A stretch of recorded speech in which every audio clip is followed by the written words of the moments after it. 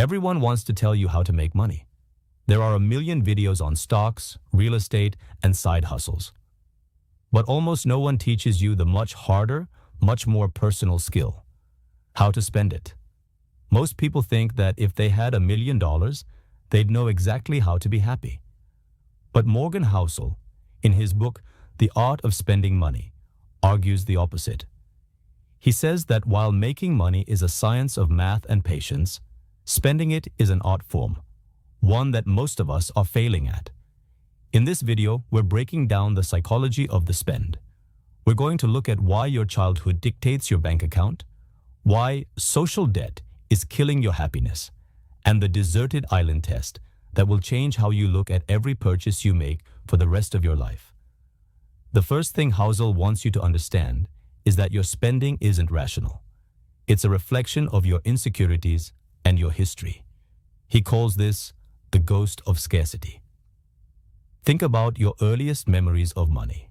If you grew up in a house where money was a source of constant tension, you aren't just buying a car today, you're buying a shield.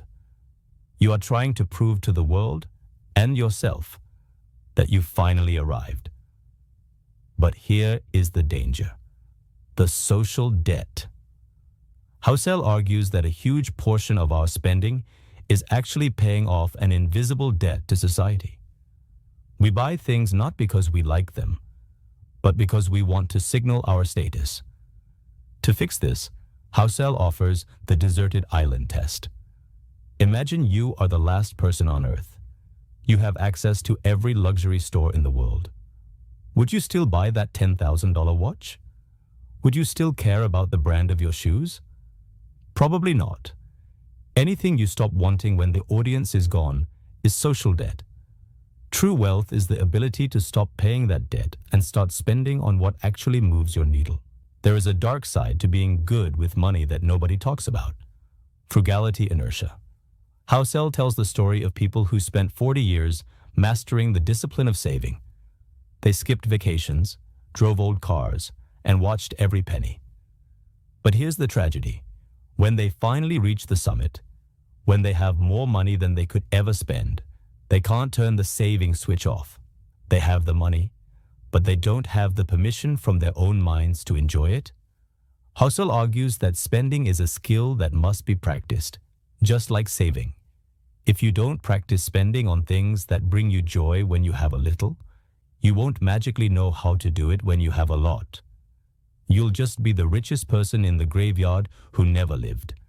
If spending is an art, what should the masterpiece look like? Housel offers 3 specific frameworks to guide you. First, the memory dividend. Physical objects depreciate. The moment you drive a car off the lot, it's worth less. But experiences? They pay a memory dividend. A trip with your family yields interest every time you tell the story or look at a photo for the next 50 years.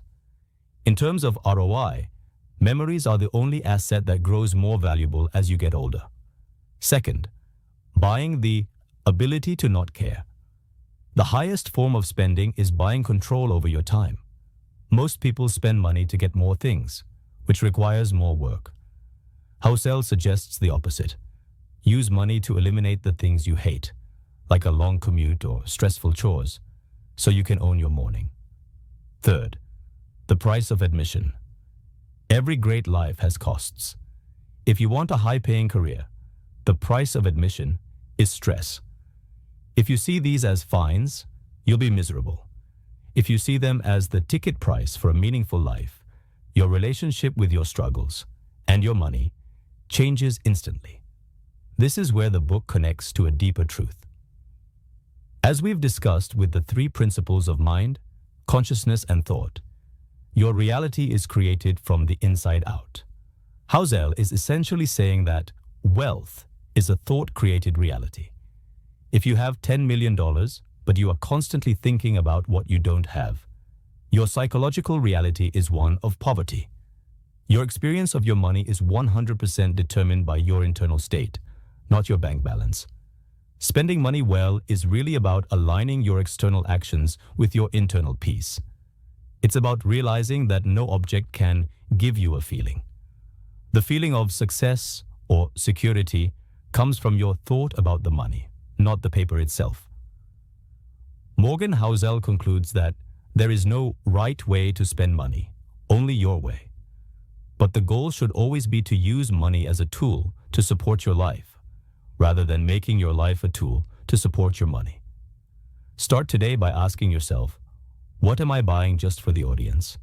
And what would I keep if the audience disappeared? Stop paying the social debt and start investing in the memory dividend. If you want to dive deeper into how your thoughts create your financial reality, check out our previous video on the 3 principles. How are you spending your social debt today? Let me know in the comments below. Would you like me to provide a list of key quotes from the book that you can use as overlay text or captions for this script?